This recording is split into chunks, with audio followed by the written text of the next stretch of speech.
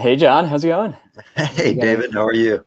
good. We got a couple more team members joining, which is exciting. The the favorite part, huh? Okay, let's Of see. course, the best part. Awesome. Well, I'm super excited to welcome on the Wholesale Jewelry team to talk about their experiences with Triple Whale and agents. Before we get into the questions, we'd love to just get a quick intro from all of you. What's your name? What do you do? And then we can dive into the questions. John, if we want to start with you. Sure, John Hall.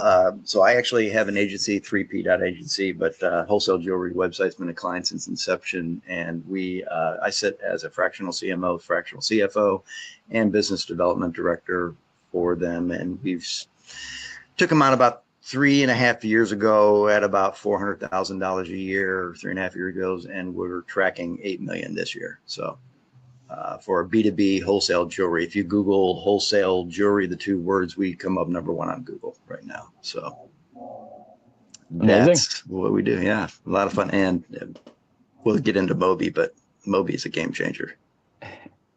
Dylan, you want to intro next? Definitely. So my name's Dylan. I'm the director of operations for Wholesale Jewelry website, and then I also kind of direct our tech initiatives as well. And yeah, we've loved Moby, so very He's happy to be super. here. Dylan's our super geek. So Awesome. And finally, Callie. I'm Callie, and I'm the marketing director. Amazing. So we can dive into it. Had a few questions. John, if we want to start with you, just a quick background on when you started using Triple Whale with Wholesale Jewelry and kind of how your experience has been so far. So we started Triple Whale about, I'd say about a year and a half ago, maybe a year and 3 months. I'm getting the nods from Dylan and Callie. And we creeped into it. We had tried a couple other attribution model softwares, Northbeam, such, and landed on Triple Whale. And really the game changer for us was their customer service when we first brought them on. They really held our hand. You can imagine scaling double like we are. We're at 138% growth rate right now, the limited time we have in all the different channels. So having them at our disposal and having weekly meetings we started off with a gentleman named Alejandro. Maybe some of you had a chance to meet Alejandro with Triple Whale, but he was great. And he really helped us get the confidence with Triple Whale to actually have the confidence to scale into our ad spend to help the growth. I mean, we were spending, $3,000-4,000 per channel. Now we're up into the 20s. So we could not have done that without the confidence of Triple Whale behind it and its multi-attribution model. So that's and then Moby, I don't know, 6 months, David, we've been at it. Yeah, Okay. so I guess we could start. How did you used to think about AI? How does that factor into your decision making, and kind of like how has agents helped you with that? It's like drinking through a fire hose. It really is. And so we're still trying to get our head around how it all works together, and especially as fast as it's changing. And Dylan can talk a lot about that. All the different paths we started and stopped with AI. But there's been, since our introduction to Moby and running parallel paths with other agentic models and testing, it's on top of our list for our initiatives. And we spent a lot of time on it. But as we run a parallel path between Moby and the others, man, the Moby platform is nailing it, and we're cross testing a lot of them. They are, I mean, you guys have found your niche in this, especially with all the different agents that are available to us. So we're still working on a framework. And actually, Ethan and I talked about this yesterday a little bit about the framework and how we're going to frame all the agents, because Triple Whale's putting them into buckets like operations and acquisition. And I'm think of it like a funnel. I think of it like awareness, interest, consideration, conversion, and then retention and loyalty, like that, and how the agents would work inside of each one of those areas of the funnel. And so that's how my mind thinks. And so we had a long conversation about that yesterday, and we're actually actively working on building that out. So I forgot what your question was, David. No, that was great. And I think it's really important to make sure you have those agents set up for each of your use cases. So each of you has kind of different workflows that you're going through. But in the end, making sure it goes down into that funnel and really delivering actionable results. It's ironic because I mentioned Alejandro, the first Triple Whale representative we had. The first funnel we made was about ad spend, or not funnel. The first agent we made was about. We named it the Alejandro. So it was replacing those insights. I love it. Yeah, right. Exactly. Awesome. And then I know we talked through Sonar Send on this webinar, and you all have that set up. So John, just want to hear from you. How was that setup experience, and any insights you had with Sonar? It was, I forgot about it. It was that easy. It was seamless. I didn't have to do much. We basically cloned our already existing flows and tweaked them a little bit for the Sonar Send, and then put those delays on them, like you had mentioned. But it's sitting in the background, and it is paying for Triple Whale. Definitely, and that's what's great about it. Yeah, I mean, we've been at it. What, I think we've 4 or 5 months with it. Yeah, I think close to 120 days. Yeah. Yeah, and I think we looked at the stats yesterday or day before, and it was generating $15K in additional revenue, right? Yep. So I know it doesn't sound like a lot to some of the bigger companies out there, but in our scheme of things, I like all the little pieces we can put on it that are automated. If I don't have to touch it, even better. Exactly.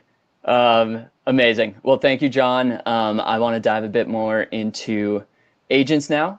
So Callie, if we could bring you in, and from your perspective, when it comes to email and your retention strategy, what are you looking at from a general sense to make those business decisions? We're looking at campaigns and flows separately, but also together. We're looking at open rates, click rates, conversions, and we look at how these metrics change based off what we're changing to determine if our messaging is still relevant as our list grows. Amazing. And I know I went through some on my demo that you're currently using, but which agents do you use to help with this on a regular basis? I'd say the biggest one is the Klaviyo performance agent that you went through. I like that it has a strategic report of the campaigns and flows separately, but then brings in how they interact with each other and how they compare. It tells us where we can focus our time and what's going to bring in the most revenue. So when you have a lot, it kind of tells you those quick things you can change to bring in the additional revenue. Definitely. And I know we were chatting earlier and you said it can help flag some things that weren't necessarily obvious. I can share real quick that agent. Definitely that email campaign performance agent. Yep. So if you want to go through kind of like this output and what you noticed from it and how it helped you, that'd be great. Yeah, so I liked how it categorized the different campaigns that we do on its own. And one valuable insight it called out was that,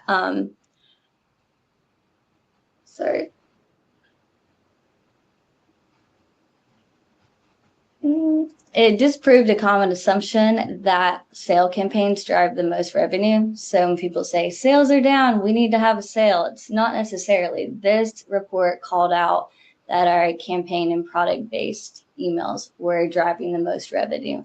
So it proved that we can structure our campaigns for growth based on historical data without lowering our margins. So just a different way of looking at things, I think, is the value that you get with these key insights.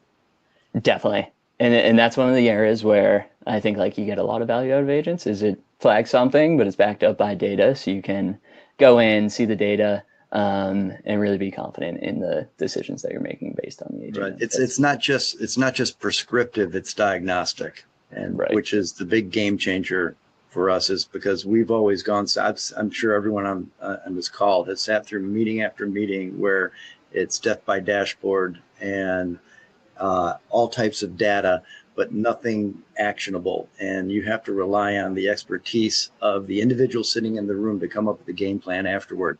Moby is doing this for you. It is telling you exactly where to put your attention. So it's like having a third-party expert sitting next to you in your meeting saying, this is the path you should go on.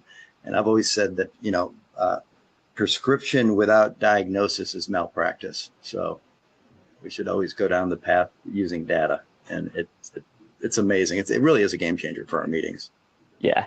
Yeah, you really got to back up those decisions with the data, which is exactly what Agents is looking to tackle.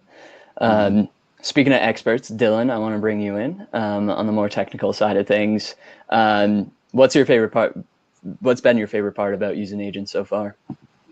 Yeah, so I would say like our primary, like the thing that we've really loved about it is just being able to build those complete chains or like process flows for us. So like retrieving the data, analyzing the data, and then recommending and being prescriptive, like John just mentioned.